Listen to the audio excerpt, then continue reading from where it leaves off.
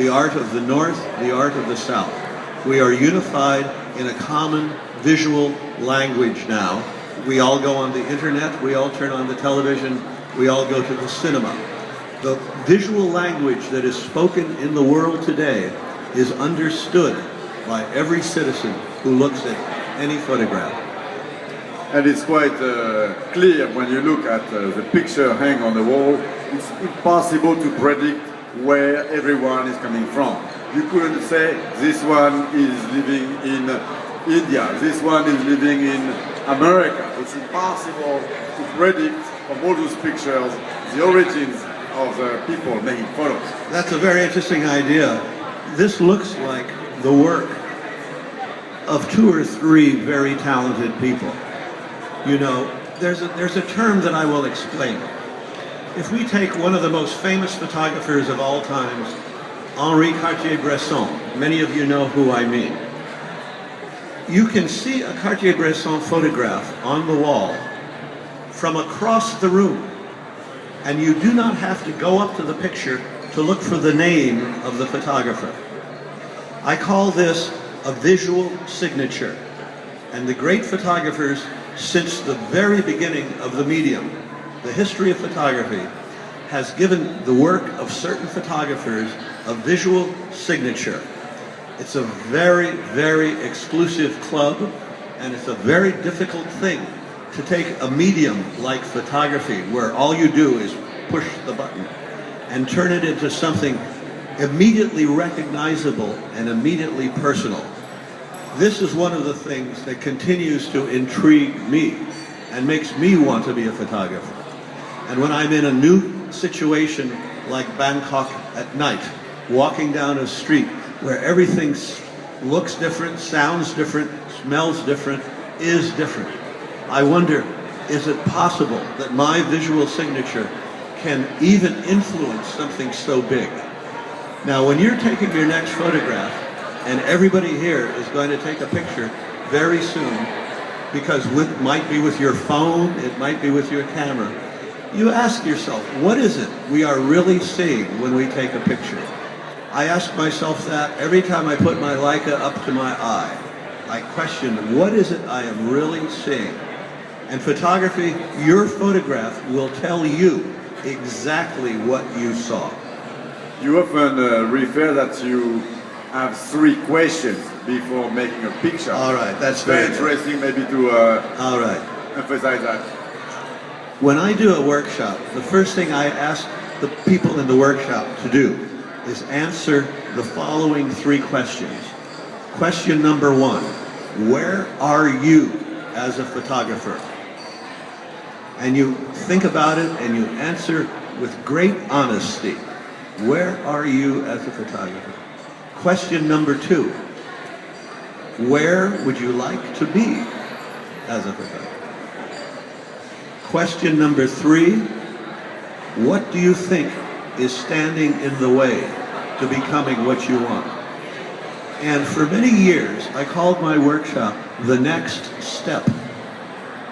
The question was, after you answered, what do you think is preventing you? What is standing in the way? That would be the next step to take. There are many things to photograph in this room.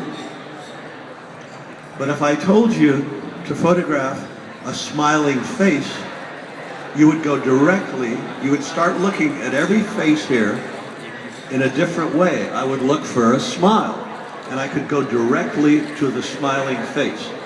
I call this a point of departure. I would not take a picture of the light. I would not take a picture of this guy, white shirt. I would look for her smile. You see, she's smiling. So I would take her picture. It's very interesting because you keep holding your camera very clearly on your shoulder, but you rarely use it. So it's like... I took your picture today. It's true, but it's something like that always like here, you feel it's here, your picture is possible here, but you are not like this kind of Warholian obsession to record every second. Oh, I see, yes. Well, you know, I carry my camera with me because anytime I don't have it, I really see good photographs. So I carry it, but I shot a lot. One of the things about traveling, doing a project like this, I'm going back to New York with 20 or 30 rolls of film. And for me, that's like getting a big check in the mail. I just love the way going to my studio for the next month with all this new film, and I will make an essay about Bangkok. That's very interesting because this workshop has been somehow influenced by Brassai with his book Paris la nuit, Paris at night. And here it was somehow related with Bangkok, which has two sides of it, by day, by night. The speed and the slow, the peace and the excitement. So this kind of paradoxal thing has been developed by many of the photographers here during this workshop. How is your personal experience, you and with others, during this living through Bangkok, during the day, during the night? Well, you know what would happen, Jerome? I would be driving by day and I would see things, and then we would go back at night. Many of the big statues or some of the temples or some of the typical tourist things, when they're lit up by night, things change. One of the things I've always wanted to do in my photographs was only have what I wanted in the picture. And when you photograph at night, a lot of things fall off into darkness. You get rid of a lot of information that you might not want in the picture. I love photographing by night for this reason. But maybe there is one question we could ask you. What means making still a picture nowadays in a world full of picture where every picture kills the other? Well, you know what happens I could say to you now, I work with film, and film has been invented for 200 years. But probably in the last 5 minutes, there have been more digital pictures made on iPhones and cell phones than in the entire history, 200 years of film. But what happens to those pictures? Nothing. They mean nothing. They are so virtual that they fall off the hard drive. They fall off your laptop. There is always this possibility that one of us might make a photograph that goes into the history of photography. Perhaps I have one or two photographs that have been reproduced many times. And I know what it's like to see and to have one of your photographs selected by the collective unconscious of society. How do you make a famous photograph? What makes a photograph become famous? And it's a lot of things that you do not personally control. Society selects which become the great photographs. You often say that digital picture, and I am making it, don't worry, as well, is often flat. They all look the same. While with your camera, the one you have here under your arm, is making something that you will not predict at the end. And you see exactly what you will get. All right, here's the answer. Digital imaging systems transmit information with tremendous clarity.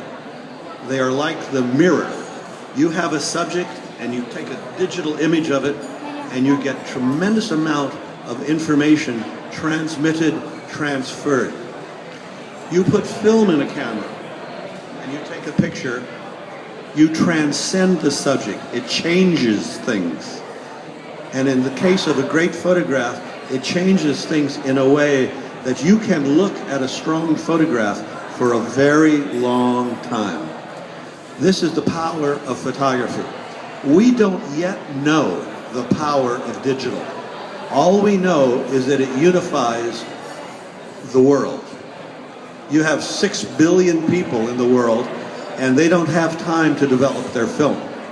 They need a fast delivery system. But I am about something else. I'm trying to do something else.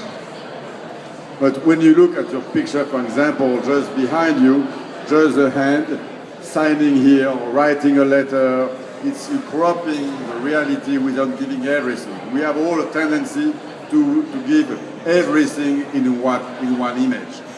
This image doesn't give more. It's a little bit like the man walking of Giacometti. It's fake, but it's real and it gives more. Well, this is a very complex observation that you've made. Why do some photographs, why do some works of art, why do some sculptures have more than others? What happens is that I believe it is the intention of the artist to give the work more. The artist has to make a picture or a painting or a sculpture that will satisfy him or her for a long time. You know, if I tell you the Mona Lisa, or if I tell you the Sleeping Buddha, there's many Buddhas